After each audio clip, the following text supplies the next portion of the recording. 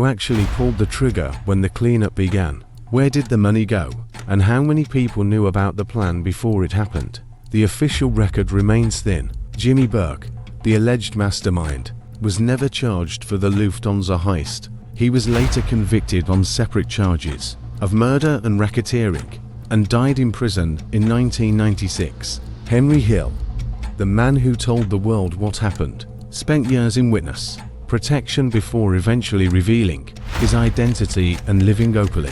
He died in 2012, but others like Tommy DeSimone simply vanished, presumed murdered in retaliation. Even as late as 2014, federal prosecutors were still chasing leads. That year, they arrested Vincent Alzaro, a high-ranking Lucchese mobster, accusing him of helping organize the heist. But in 2015, a jury acquitted him. There wasn't enough evidence nearly 40 years after the crime. The cash was never recovered, the jewelry never found, and the men who pulled off the heist left behind no fingerprints, no confessions, and no survivors who dared to talk. The Lufthansa heist remains one of America's greatest unsolved crimes, not because we don't know who did it, but because we'll never know how they truly got away with it. In the end, the robbery wasn't the story, it was what came after. The greed, the paranoia, the silence that turned brothers into corpses. For Jimmy Burke and his crew, the heist was supposed to be the score of a lifetime, a ticket out of the shadows. Instead, it became a death sentence. Nearly everyone who touched that money ended up dead, missing, or imprisoned, and the fortune they stole, lost to time, buried in rumors and blood. Maybe the real mystery of the Lufthansa heist isn't how they pulled it off, but why men who had everything, power, respect, money, were willing to destroy it all for just a little more. Because in the world of organized crime, every big score has a price, and sometimes the silence speaks louder than the gunfire that never came.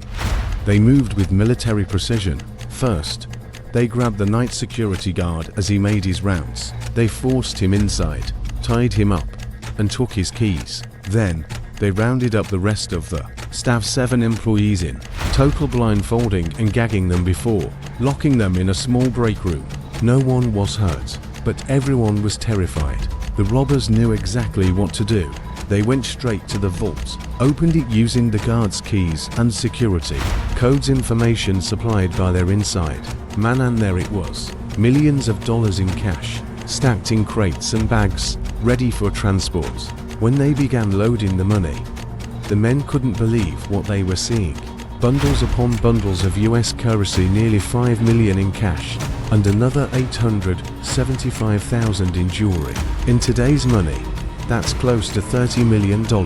They loaded everything into the van, cleaned up fingerprints, and within an hour, they were gone. The whole thing was over before dawn. No alarms, no witnesses, no gunfire. By the time police arrived, there was nothing left but empty crates and confusion. It was, without question, the perfect crime. When word broke the next morning, it spread like wildfire. Reporters swarmed JFK, the FBI rushed in, and the Lufthansa executives were in disbelief. It was the largest cash robbery in US history. No forced entry, no clear suspects, and no trace of the money. The investigation began immediately. Dozens of FBI agents were assigned to the case, and security footage was reviewed frame by frame. But the robbers had cut the power to the cameras. Inside the terminal, the tied-up employees couldn't identify their attackers. Everyone wore masks, and no one used names. The only clue the FBI had was that someone on the inside must have helped. They began questioning airport staff, and soon, one name kept coming up: Louis Werner, the Lufthansa employee with gambling debts. Werner was already in jail on a separate conviction, and under pressure, he started to talk, but only partially. He hinted that mobsters might be involved, but he didn't name names. That was enough for the FBI to suspect organized crime. But the problem was, they couldn't prove it. There were no fingerprints, no weapons, and no witnesses willing to come forward. For the mob, silence was loyalty, and loyalty was survival. While the FBI scrambled for leads, Jimmy Burke was celebrating. The heist had gone off flawlessly. The crew had pulled off what no one else dared to attempt. But the money that was the problem. It was unmarked cash, and in theory, impossible to trace. But Burke knew that, if the crew started flashing new cars, new clothes, or new houses, the FBI would be on them instantly. He ordered everyone to lay low. No big purchases, no showing off, no mistakes. Of course, they didn't listen. Just days after the robbery, Tommy DeSimone's wife showed up wearing a brand new fur coat. Another crew member bought a pink Cadillac. Stax Edwards, the man assigned to get rid of the getaway van, got high and forgot to do it. The van was found abandoned in Brooklyn, filled with fingerprints and evidence. It was the first real break for the FBI, and the beginning of the end for Burke's crew. Burke panicked. He couldn't risk anyone turning informant, and so, one by one, the bodies began to drop. Stax Edwards shot in the head. Tommy DeSimone disappeared. Never seen again. Angelo Seat murdered. Louis Caffragon. Even people only loosely connected to the job started turning up dead.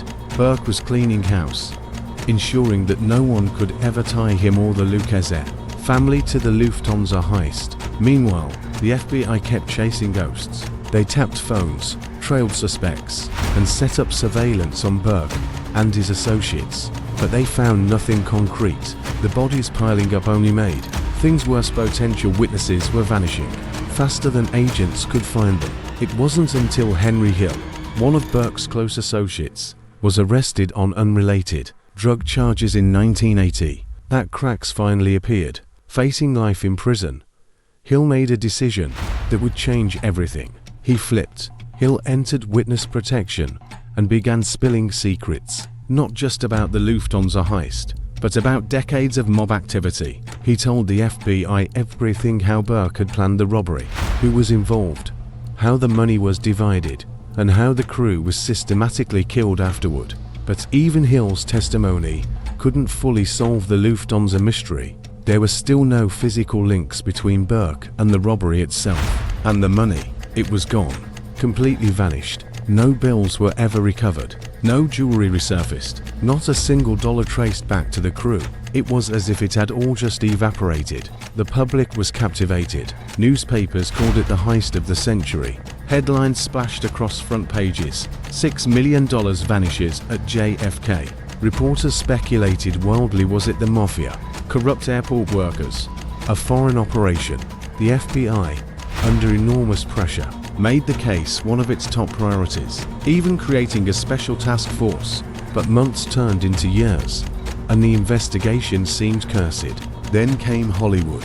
In 1990, Martin Scorsese's Goodfellas brought the Lufthansa heist back into the spotlight. The film, based on Nicholas Pileggi's book Wise Guy, was told from the perspective of Henry Hill himself.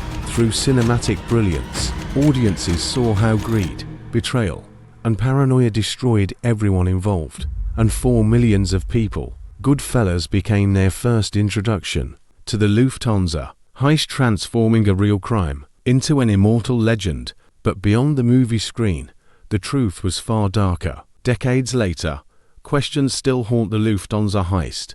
This is Crimes Unknown, where cold cases refuse to stay buried. Subscribe and turn on notifications for more haunting mysteries. And don't forget to like the video to support real crime stories that deserve to be heard. Drop your theories in the comments.